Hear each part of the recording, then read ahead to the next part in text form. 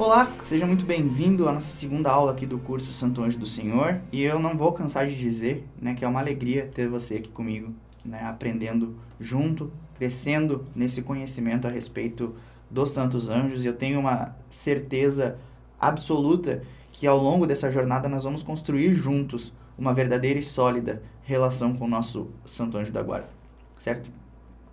E como nós falamos na aula passada, a existência dos anjos ela é atestada na fé cristã antes mesmo da manifestação da primeira vinda de Cristo. Ou seja, antes mesmo de sermos cristãos, né? E ela é provada biblicamente, mas também é provada nas aparições dos santos anjos, nas angelofanias, e nas visões particulares dos santos, né? E não só santos, mas de pessoas comuns no dia a dia que já testemunharam muitas vezes a ação dos santos anjos na sua vida. Mas se eu perguntasse para você agora o que de fato é um anjo, será que você saberia me responder? Caso a resposta seja não, continue nessa aula. Se a resposta for sim, também continue por aqui, porque eu tenho certeza que sempre há algo novo a se aprender sobre esse tema.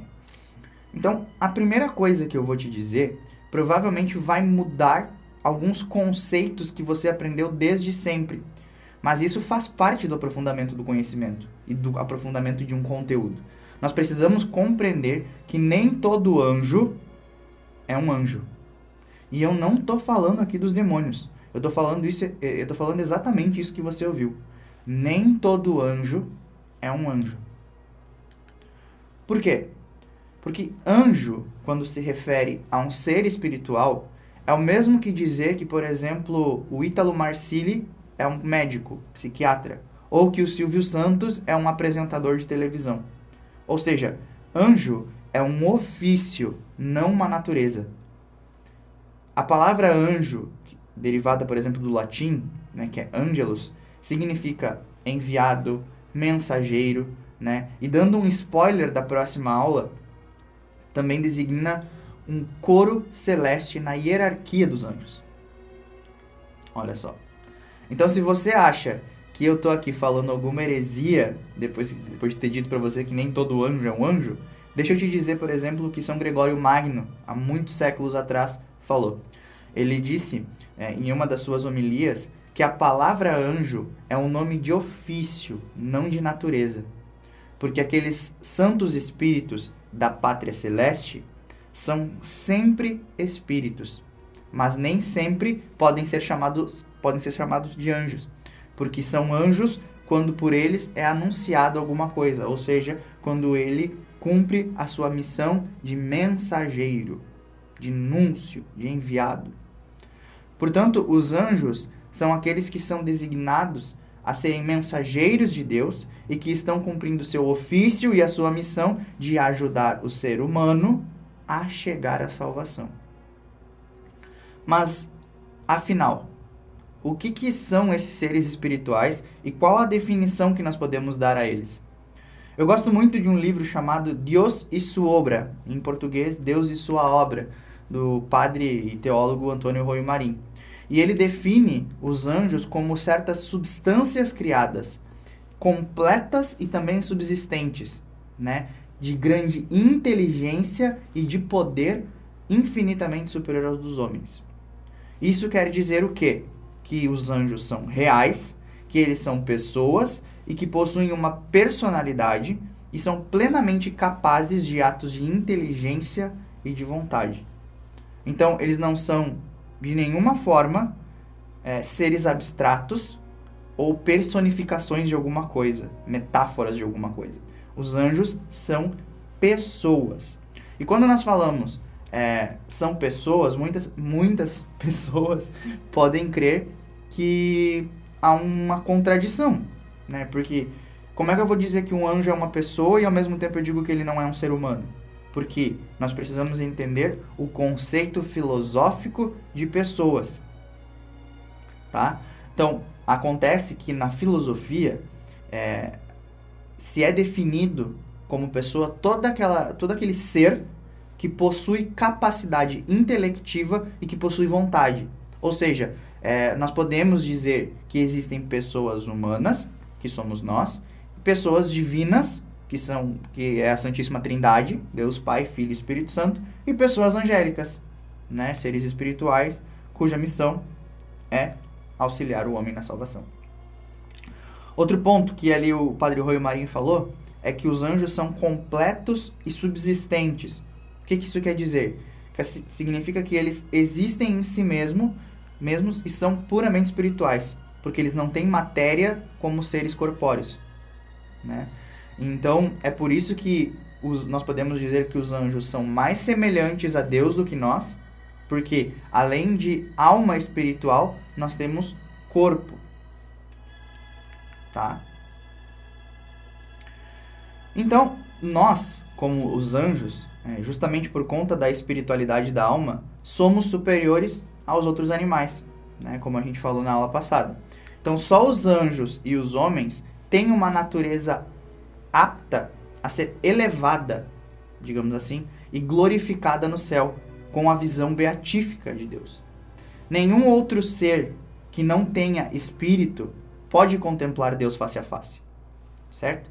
E outro ponto fundamental a respeito da natureza dos anjos é que eles são dotados de grande inteligência. A inteligência dos anjos é infinitamente superior à nossa, né? Por quê? Porque a nossa inteligência é debilitada pela matéria. O que eu quero dizer? É que um anjo não precisa raciocinar para entender alguma coisa. Ele simplesmente detém todo o conhecimento natural.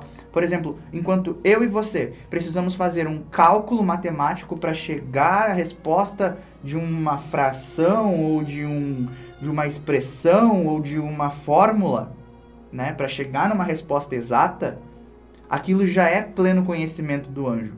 Então, quando um físico bola uma fórmula para explicar a gravidade, né, as leis de Newton, etc., um anjo, quando nasce, bate o olho nas coisas e sabe tudo que é necessário para aquilo acontecer. Por quê? Porque tudo aquilo que é natural, o anjo conhece. Portanto, naquilo que se diz respeito à natureza, um anjo não pode errar. Só que naquilo que é mistério sobrenatural da graça, só Deus pode revelar aos anjos. Então, o anjo, por sua natureza, não conhece os mistérios da graça de Deus, a não ser que o próprio Deus os revele. Então, vale ressaltar que porque os anjos têm um conhecimento profundo das coisas, toda decisão de um anjo é sempre irrevogável. Ele não volta atrás. Então, é totalmente vão, digamos assim, se você é católico, ou se você já viu algum católico fazendo aquilo de dizer, eu vou rezar pela conversão de Satanás. É claro que eu vou explicar isso de melhor forma na aula sobre a queda, mas eu preciso deixar pontuado aqui para vocês essa questão do caráter irrevogável da decisão dos anjos, certo? E quando nós falamos sobre aquilo que o anjo é, também é fundamental salientar aquilo que ele não é, né? Então eu preciso que você entenda que os anjos não são almas de alguns mortos, né? Não são espíritos reencarnados, né? Então aquilo que os que seguem a doutrina kardecista, né, de Allan Kardec, chamam de espíritos desencarnados, isso não se aplica aos anjos. Eles não são e nunca foram, nem nunca serão seres humanos, porque são criaturas de natureza completamente distinta. Os anjos são espíritos porque neles não há composição de matéria. E é justamente por não haver composição de matéria que eles não poderiam se encarnar nem se converter em homens. Isso a gente vai entender melhor, por exemplo, nas angelofanias, quando eles aparecem na forma de um homem, mas que há um motivo para aquilo acontecer. Não quer dizer que ele tomou o corpo de um homem para si. Mas, enfim, eu vou explicar para vocês mais à frente. Os anjos, eles também não são uma figura de linguagem, digamos assim, né? Muitas pessoas tentam utilizar os anjos para expressar as ações de Deus no mundo, né? Não é isso que um anjo é. Um anjo também não é uma metáfora, digamos assim, para qualidades boas ou más dos seres humanos. Ele é tão bom que parece é um anjo, né? Quem nunca ouviu falar isso, né? Quem nunca falou isso? Por isso que nós precisamos rejeitar, né, a opinião de quem afirma que os anjos são personificações para representar um conceito abstrato de maldade, de rebeldia, de submissão, de virgindade, qualquer coisa que você pensar. Um anjo não é uma personificação, ele é um ser, uma pessoa única, né, com uma natureza totalmente espiritual. Outra coisa que os anjos não são é o que a gente chama de emanação. Ou seja, os anjos eles não são pedaços de Deus. Ele não é uma migalhinha de Deus. Deus não se dividiu e como se fosse, né, para quem gosta de Harry Potter, numa Horcrux, né, não se dividiu e colocou pedaços de si em objetos. Então os anjos não são esse tipo de emanação, né? Eles são criaturas de Deus e por conta disso eles são infinitamente inferiores a Deus. São superiores a nós na inteligência, né, na vontade, nas suas decisões, são sempre superiores a nós, mas são sempre infinitamente inferiores a Deus. Então, agora que nós compreendemos aquilo que um anjo é e aquilo que ele não é, vamos tentar buscar aqui compreender alguns pontos fundamentais da natureza angélica, certo? Assim como eu falei na aula passada, e que é sempre bom reforçar, por serem espirituais, os anjos eles não estão sujeitos às leis do tempo e às leis do espaço.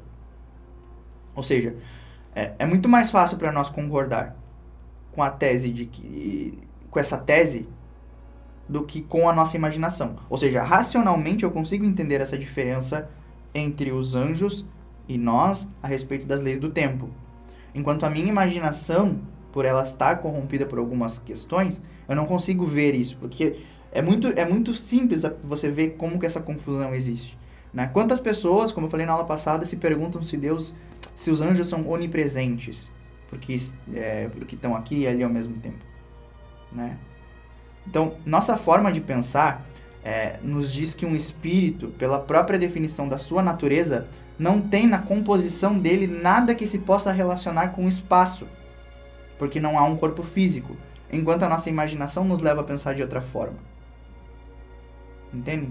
Então, o movimento, ele não pode ser atribuído, digamos assim, ao espírito ou ao ser espiritual num sentido corporal e mecânico do termo. Ou seja, os espíritos agem, eles exercem poder sobre as coisas materiais, um ponto do universo e outro momento em outro. Só que esse momento não é um momento do espaço temporal que nós temos ideia. E é justamente por isso que os anjos não são onipresentes, tampouco oniscientes, tampouco onipotentes. Só Deus o é. Então essas ações ou essas influências, elas são sucessivas, mas não simultâneas. O que também não vai significar onipresença. Mas não se pode dizer, tá, que um espírito se deslocou ou que ele voou de um local para o outro, né? E é geralmente isso que uma pessoa, quando fala dessa questão ou pensa que um anjo é onipresente, é o que ele imagina. Um espírito voando, se deslocando de um local para o outro, como se fosse o The Flash. Não. O anjo, ele simplesmente exerce dois diferentes atos de seu poder sobre objetos que estão afastados um do outro. Só que por eles estarem em um espaço-tempo que que nós não conseguimos decifrar e entender, é que eles podem, sim, agir várias... certa vez eu fiz um post sobre os anjos estarem presentes nas missas. E uma pessoa me perguntou, mas como é que isso pode acontecer se existem várias missas ao mesmo tempo? É claro, mas é que o anjo não está preso na simultaneidade do nosso tempo físico, ou da nossa concepção de tempo, né? O que é 6 horas da manhã para você, para o anjo talvez nem exista 6 horas da manhã. A concepção de tempo de um ser espiritual é totalmente diferente de um ser físico material. Ok? Outra questão. Os anjos, eles exercem o seu poder sobre o mundo. Quem acompanhou meus posts e os meus reels durante a preparação para o curso, certamente me viu falando diversas vezes, né, sobre como os anjos podem agir no nosso mundo. Então chegou a hora de explicar de uma forma um pouco mais conceitual essa questão da ação sobrenatural dos anjos no mundo. E quando eu falo, quando eu boto assim, é sobrenatural, por quê? Porque aquilo que é natural para um anjo é sobrenatural para nós. O que seria sobrenatural para um anjo seria fazer um milagre.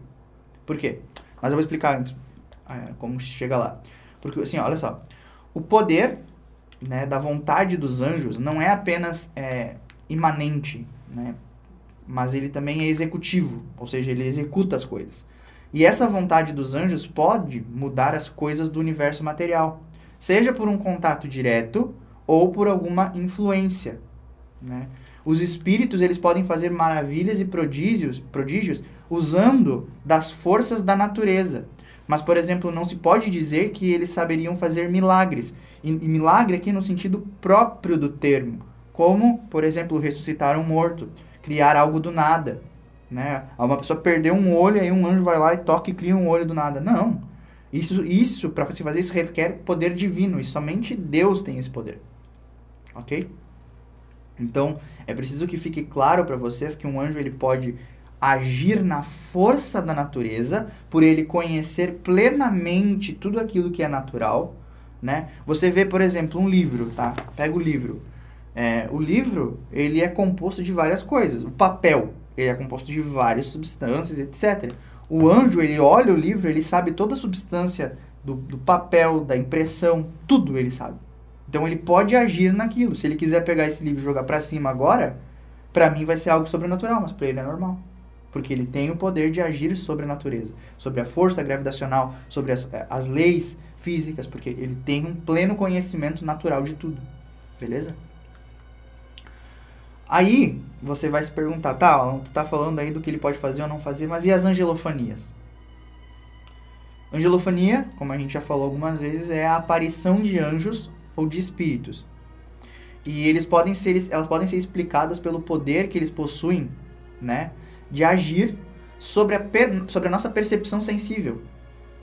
Ou seja, um anjo ele pode agir sobre a nossa percepção sensorial e pode nos transmitir impressões, como, por exemplo, você pega lá o livro de Daniel, né, lá no capítulo 10, você vai ver que Daniel relata uma aparência de um anjo, né? Ele tem a aparência de relâmpago, seus olhos eram como lâmpadas de fogo, seus braços e suas palavras como um clamor de uma multidão. Né? Então era a aparência que o anjo mostrou para Daniel. Mas há pessoas que veem o anjo em forma de cachorro. Né? Tem aquela história de Dom Bosco, né? Que um cachorro apareceu para proteger e ele aparecia e desaparecia do nada. Pode ser que um anjo agiu na percepção dele como se visse um cachorro. Porque o anjo ele tem esse poder de materializar as coisas. Agora, ele não pode criar um cachorro do nada. Ele não cria um cachorro. Ele é como se fosse um projetor, digamos assim. Né? Quando você pega uma caixinha e projeta numa parede branca, você vai ver que está saindo imagem de um computador. Ou seja, ali é um projetor. Então, uma analogia muito rasa é dessa forma que o anjo pode fazer. Né? Ele se utiliza da matéria existente e gera uma percepção no ser humano. Certo? Outro ponto. Os anjos, eles não possuem corpo. Né? Então, eles não estão sujeitos a fatores externos. O que eu quero dizer com isso? Um anjo não possui concupiscência. Então, a gente pode afirmar que o anjo age apenas por inteligência e vontade. Mas o que isso quer dizer? Isso quer dizer que os pecados que os anjos cometem, como por exemplo, no caso dos demônios, foram pecados espirituais, não pecados carnais. Né? Porque a queda dos anjos, ela acontece pelo pecado da soberba e pelo pecado da inveja. Então a natureza de um anjo faz com que ele seja isento de sensualidades. Ou seja, quando se fala de sensualidade é questão de sentir. Mas não é por uma virtude, mas por natureza.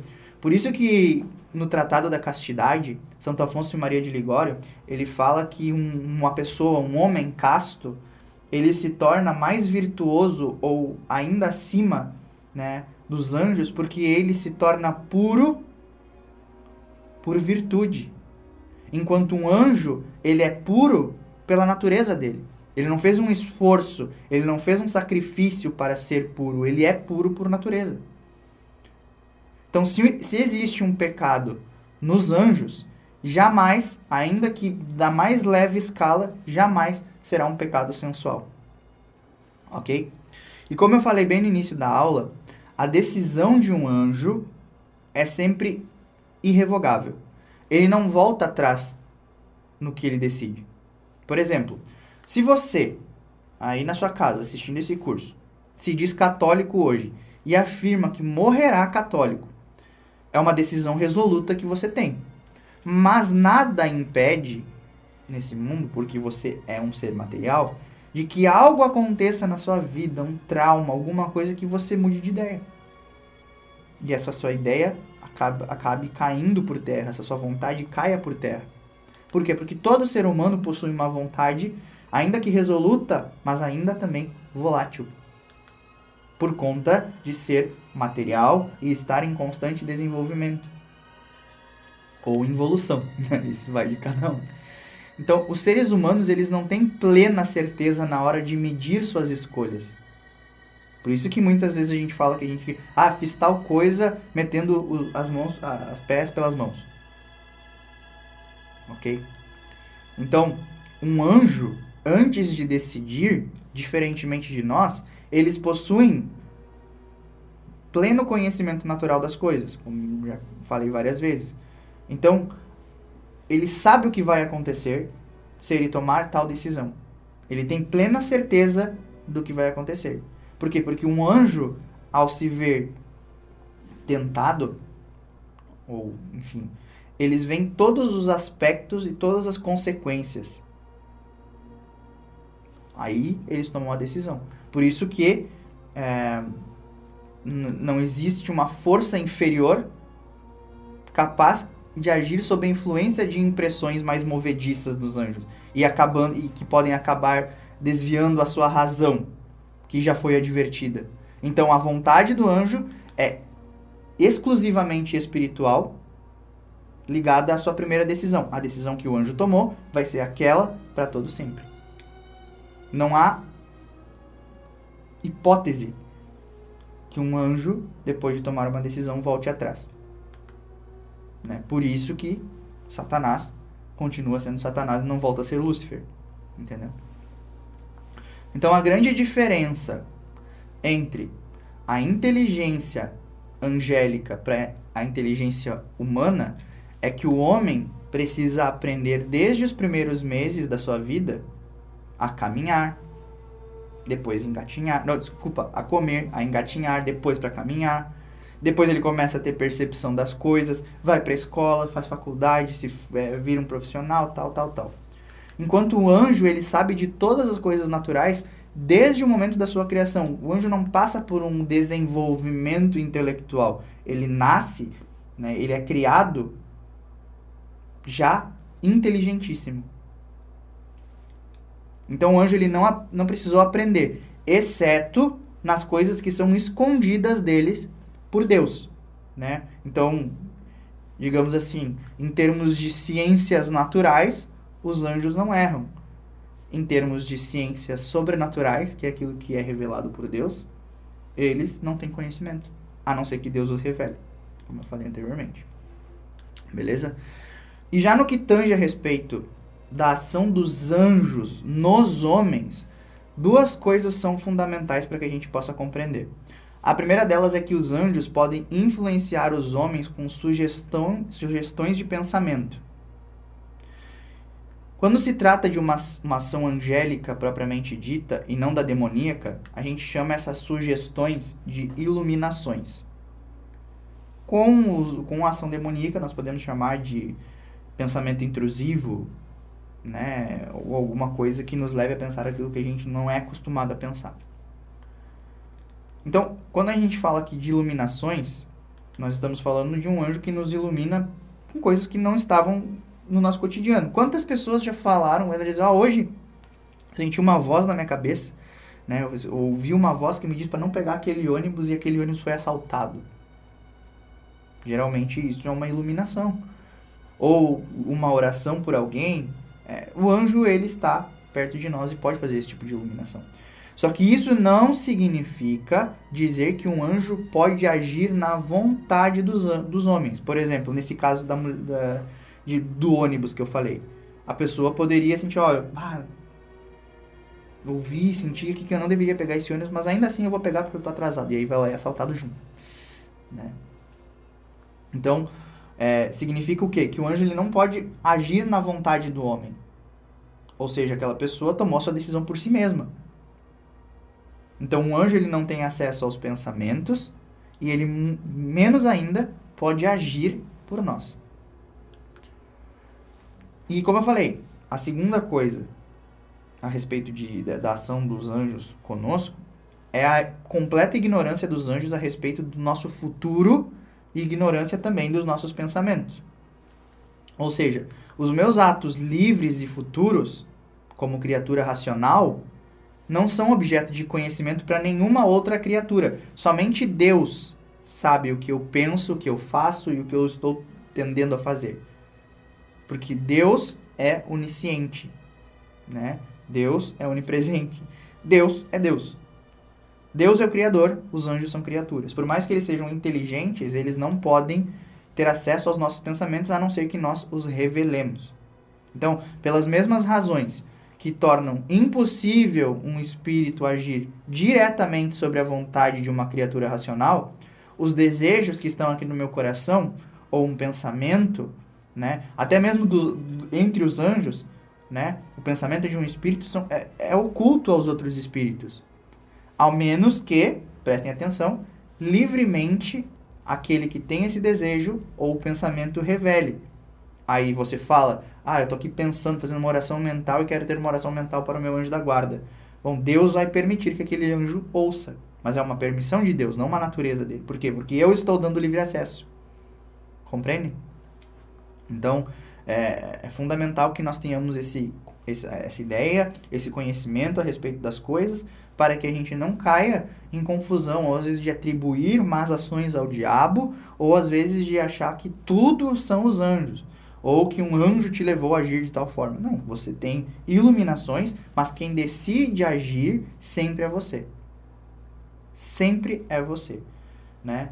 A natureza do anjo é isso que a gente falou durante essa aula, né? Eles não têm corpo, eles são muito inteligentes, eles diferem em si mesmo, né? Há anjos que são mais poderosos que outros, porque é necessário que haja uma hierarquia, e isso é o tema da nossa próxima aula, né? Que há 13 hierarquias dos anjos, e dessas 13 hierarquias, 9 coros celestes, né? Que o anjo em si, ele não é natural, que anjo não é uma natureza, mas que anjo é o seu ofício, certo?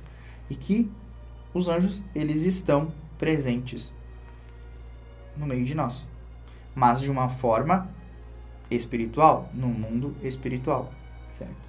E que se for da vontade de Deus, permissão de Deus, que um anjo apareça, não significa que aquele corpo que o anjo apareça pertence a ele. Na verdade, ele faz materializações porque ele tem conhecimento natural de todas as coisas, certo? E aqui a gente chega ao final de mais uma aula. Eu espero que vocês tenham compreendido o que é um anjo e o que eles podem fazer por nós. E na próxima aula, como eu falei para vocês, eu vou falar sobre a diferença entre os anjos, ou seja, aquilo que a gente chama de hierarquia, né? Porque ainda que eles sejam puramente espirituais, nós estamos sim falando de pessoas com vontades próprias, com sua própria personalidade e também com diferenças naturais no seu poder. Mas isso é tema para a próxima aula. Até lá!